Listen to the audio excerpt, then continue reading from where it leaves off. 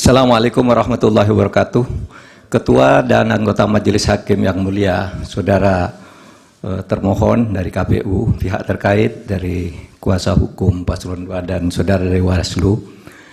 Dalam perjalanannya yang mulia, MK Indonesia pernah memberi warna progresif bagi perkembangan hukum konstitusi di Indonesia dan pernah dinilai sebagai lembaga penegak hukum yang sangat kredibel.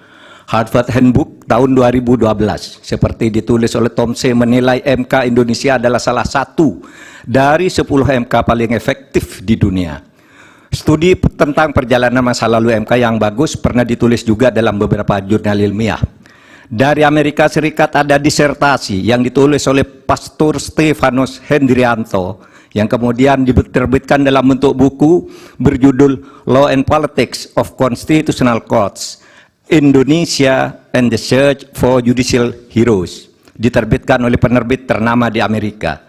Dari IIU Malaysia lahir disertasi karya Iwan Satriawan, Role of the Constitutional Court in Consolidating Democracy in Indonesia. Ada juga disertasinya Rifli Harun tentang hukum dan sengketa pemilu. Apresiasi terhadap MK Indonesia dalam keberaniannya membuat landmark decisions muncul dalam berbagai makalah forum ilmiah, jurnal akademik, dan berbagai media.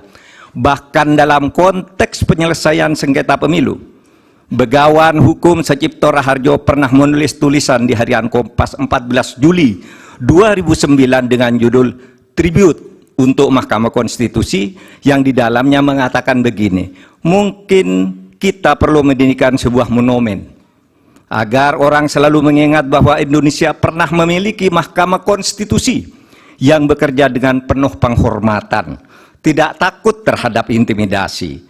Harian Media Indonesia 7 Juli 2009 menulis editorialnya dengan judul Hormat untuk Mahkamah Konstitusi, yang alinea pertamanya dimulai dengan kalimat untung ada Mahkamah Konstitusi. Majelis Hakim yang mulia, salah satu kunci pernah banjirnya apresiasi terhadap MK adalah keberanian MK dalam membuat landmark decisions, keputusan monumental dengan berani menembus masuk ke relung keadilan substantif sebagai sukma hukum, bukan sekedar keadilan formal prosedural semata. Dalam hal pengujian undang-undang misalnya, teori OPL atau Open Legal Policy itu lahir atau sekurang-kurangnya secara resmi digunakan pertama kali oleh Mahkamah Konstitusi. Dalam hal pelaksanaan pemilu, MK memperkenalkan pelanggaran TSM yang kemudian diadopsi di dalam tata hukum kita. Mahaguru Hukum Tata Negara Profesor Yusril Iza Mahendra saat ikut menjadi ahli pada sengketa hasil pemilu 2014 dan bersaksi di MK pada tanggal 15 Juli mengatakan bahwa penilaian atas proses pemilu yang bukan hanya pada angka harus dilakukan oleh MK. Pandangan ini bukan pandangan lama, melainkan pandangan yang selalu baru, yang justru terus berkembang sampai sekarang. Menjadikan MK hanya sekedar mahkamah kalkulator, menurut Pak Yusril, adalah justru merupakan pandangan lama yang sudah diperbarui sekarang. Di berbagai negara judicial activism banyak dilakukan oleh Mahkamah Konstitusi maupun Mahkamah Agung. Beberapa negara membatalkan hasil pemilu yang dilaksanakan secara curang dan melanggar prosedur, seperti Australia, Ukraina, Bolivia, Kenya, Malawi, dan Thailand, serta beberapa negara yang satu disebut ada Belarusia yang dinilai sebagai shame institution atau institusi pengadilan palsu karena selalu diintervensi oleh pemerintah. Akhirnya kami tahu sungguh berat bagi MK dalam sengketa hasil pemilu ini.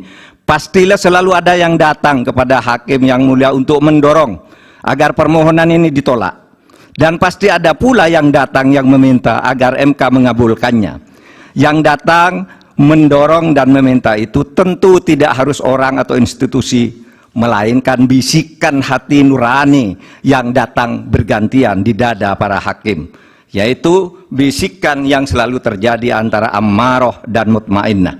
Saya memaklumi tidak mudah bagi para hakim untuk menyelesaikan perang batin ini dengan baik, tetapi akhirnya kami berharap MK mengambil langkah penting untuk menyelamatkan masa depan demokrasi dan hukum di Indonesia.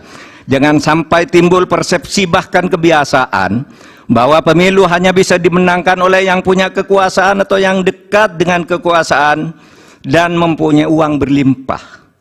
Jika ini dibiarkan terjadi, berarti keberadaan kita menjadi mundur. Kami berharap agar Majelis Hakim MK dapat bekerja dengan independen, penuh martabat dan penghormatan.